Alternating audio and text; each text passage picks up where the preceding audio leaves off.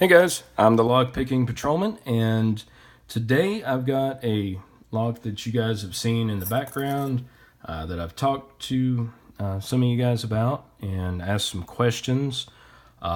This is an Avis 8655 in titanium. It is not available normally in the US. I had to order this lock body from a wholesale warehouse located in the UK, and it came without a core. And what I was asking a lot of you guys about was where to find a core for it. And it turns out the competing clearance warehouse of where I got the lock body from had the best deal on a core. And I have in here the Avis E60 core. This core actually was just featured by Bosnian Bill a couple days ago, and if I had been able to make my 50th video last week like I wanted to, I would have actually beaten Bosnian Bill by several days to show the E60 core. But anyway, this lock's been giving me a fit, guys. You can see here just by the bitting on the key. I mean, I didn't special request anything either, so that's some pretty wild bitting there. But anyway, this lock's been giving me a fit, and finally I got to where I could open it reliably. Just because of the way I like to make videos, I practiced with it many times until I could get it reliably. You can see the key works great in here. And so I didn't want to make a 20-minute video because, well, I can't really edit videos. And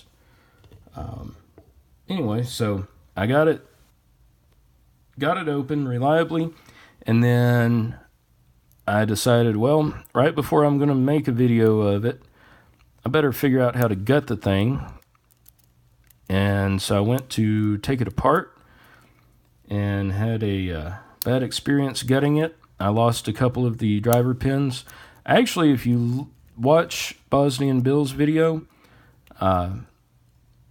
you can see pretty much exactly what happened to me. And so I reloaded the driver pins as best I could. I didn't lose any key pins, but I did lose place on a couple driver pins, and that meant that the binding order kind of changed up on me a little bit. And there we go, we got it open. Cool. But I put it back together as best I could, and it took me about another week and a half to relearn it. But anyway, so let's go ahead and get this lock apart. It has a little rubber plug on the back here for a grub screw that holds the core in place. Let's go ahead and get this handy screwdriver that was sent to me by Leon from Leon's Lockpad. I really like this screwdriver, Leon. My fiance liked it too, and then said, well, since it's from the UK, is it not a sonic screwdriver? And I said, well, no, but it's still a great screwdriver. So since then, I haven't had to worry about it disappearing on me. But anyway, let's go ahead and slide this core out. You can see how that half cylinder just slides in there. And I'll show you something cool on this. Bosnian Bill didn't cover, well, he wasn't picking it in the 86 body like I was. This lock, if you adjust these little pins back here on the actuator, if you move it clockwise by one position, then you can turn this from a non-key retaining into a key retaining lock. The Avis 83s, of course, have the little Z bar or Z bar, and by either installing that or removing it is how you change the 86 from key retaining to non-key retaining. And let's see. If you keep watching, you may see the way to not remove or to not use this clip remover tool. Let's see, I got the pins in.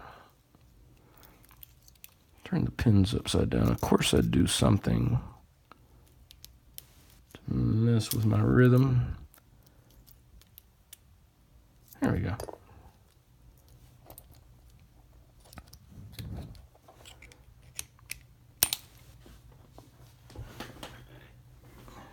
It's a flying circlip.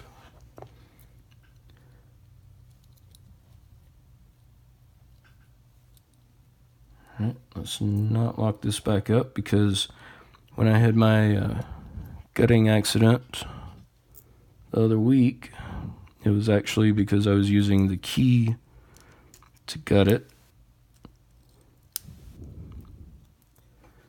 All right. I don't know if you guys can see, but here's that pin right there.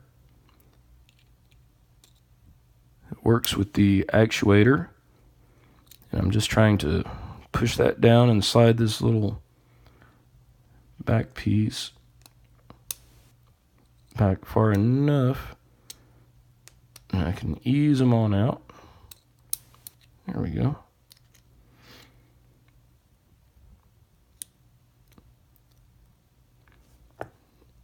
And here's some more flying parts.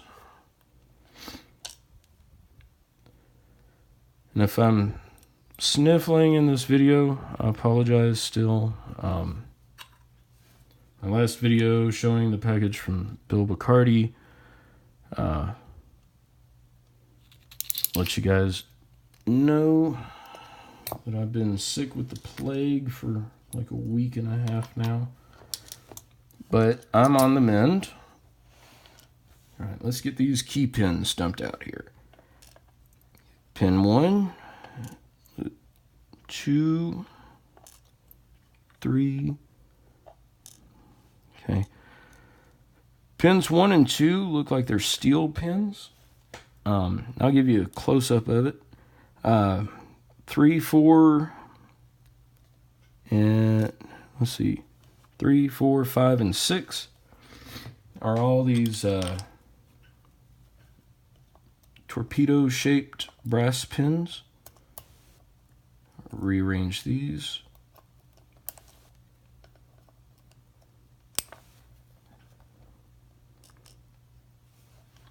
I think this lock will have to get approved by the FAA. So much stuff on it flies. All right. Let's turn this guy around here,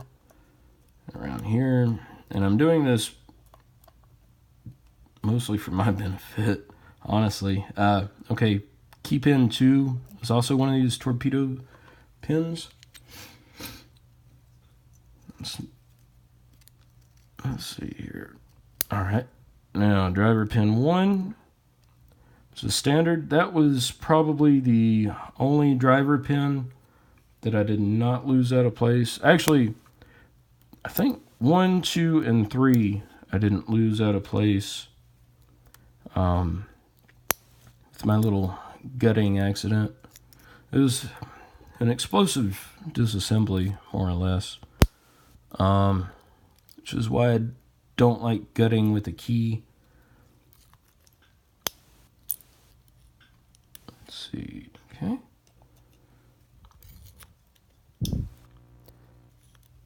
And these pins are similar to the lock that Bill showed.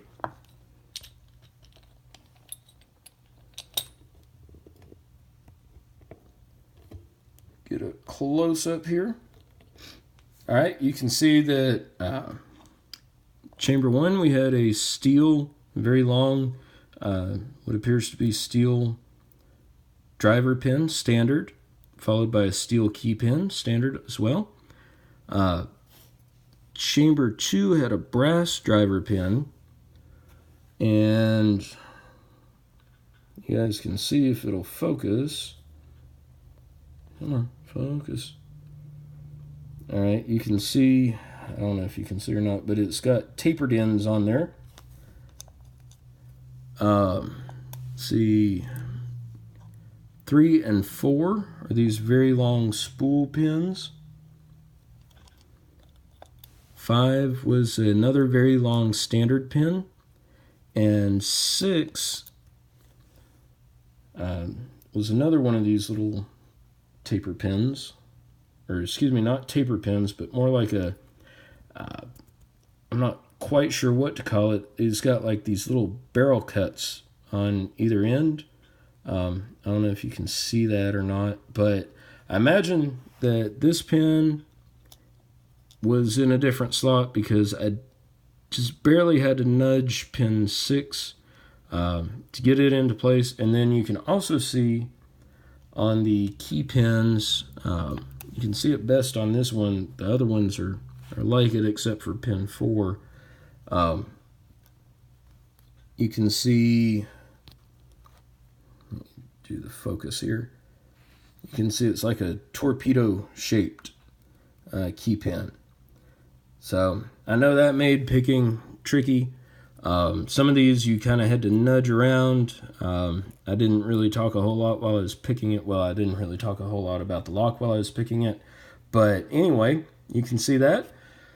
Out of the Avis E60 core that, for the time being, has taken up residence in my 86 body until I can find another half Euro cylinder that goes in here. Which, by the way, if you have an 86 and you're looking for the right size cylinder, it is a 30/10 millimeter cylinder, which means if I had thought about it before, I'd grab my nifty calipers that I got from Leon.